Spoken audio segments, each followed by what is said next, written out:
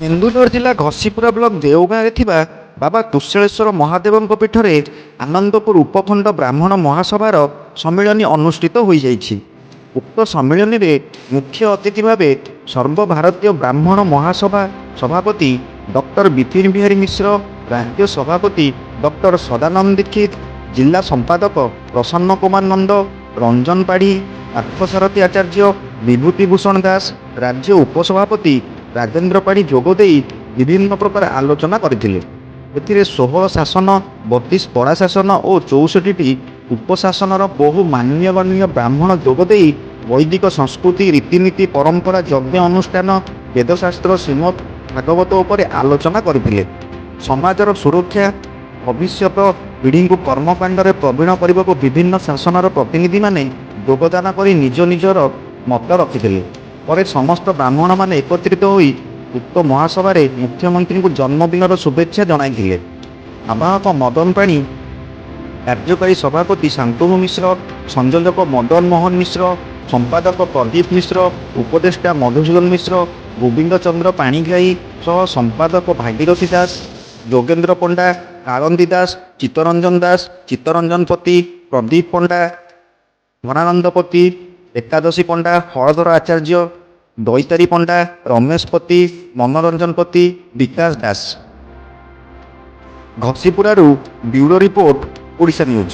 आज ये जो आनंदपुर उपखंड ब्राह्मण समाज रो सम्मेलन थिला, यही परिप्रेक्षी मु तो प्रथम समस्त ब्राह्मण समाज को प्रणिपात करुच्ची एवं आशीर्वाद भिक्षा करुच्ची। ये इंग्राजी नववर्ष 2026 रे समस्तंकर सुस्थ कामना करुच्ची जगन्नाथ कृपारू।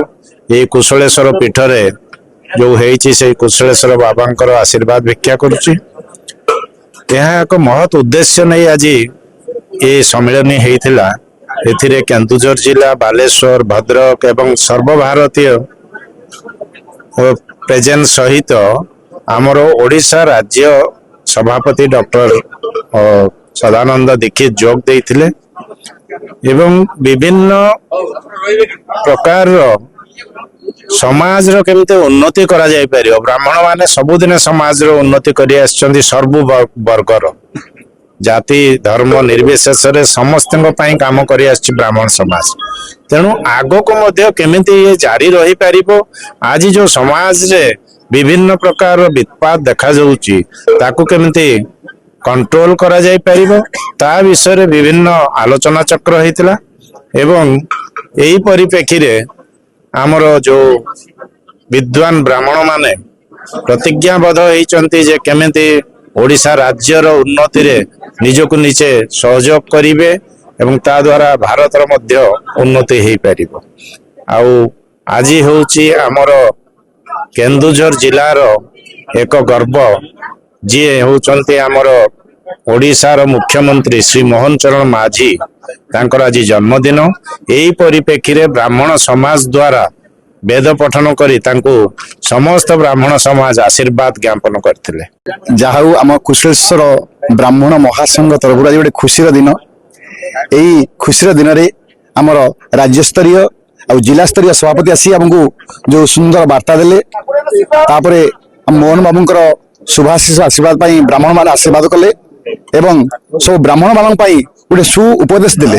जाहाउ आम ब्राह्मण माने केमिति तांको पर पीढ़ी पर पीढ़ी पीढ़ी पर पीढ़ी केमिति तांकर सुचारू रूपे कर्मकांड उपर आलोचना करिवे और सनातन धर्म उपर रहिबे केमिति सेति पई आलोचना हला। जाहाउ बहुत सुंदर वार्ता गोटे देले। ये कार्यक्रम आमर प्रति वर्ष हुए। आमर हेतिला बालुंगेश्वर मंदिर हेतिला, टुकुना शासन भी हेतिला, आज उत्तरेश्वर भी हेतिला, आज कुशलेश्वर मंदिर हेतिला। जाहाउ आम आंध्रपुर सब ब्राह्मण देवता माने यार सदुपयोग करछन्ती और समस्त बहुत उद्योग करछन्ती। समस्त पाई आज सभाटी साफल्य मंडित होईची। ओडिशा ब्राह्मण महासंघ विभिन्न जिला स्तरीय संगठन को लेकिन समग्र ओडिशा रे ब्राह्मण संगठन को सक्रिय करुछि, शक्तिशाली करुछि। उद्देश्य होछि जे भारत वर्षर धर्म एवं राष्ट्र मूल होउछन्ती ब्राह्मण। तेणु ब्राह्मण जते शक्तिशाली करा जिवो, संगठित करा जिवो, ता माध्यम रे हमर देश एवं आम धर्म मध्य से शक्तिशाली हबो।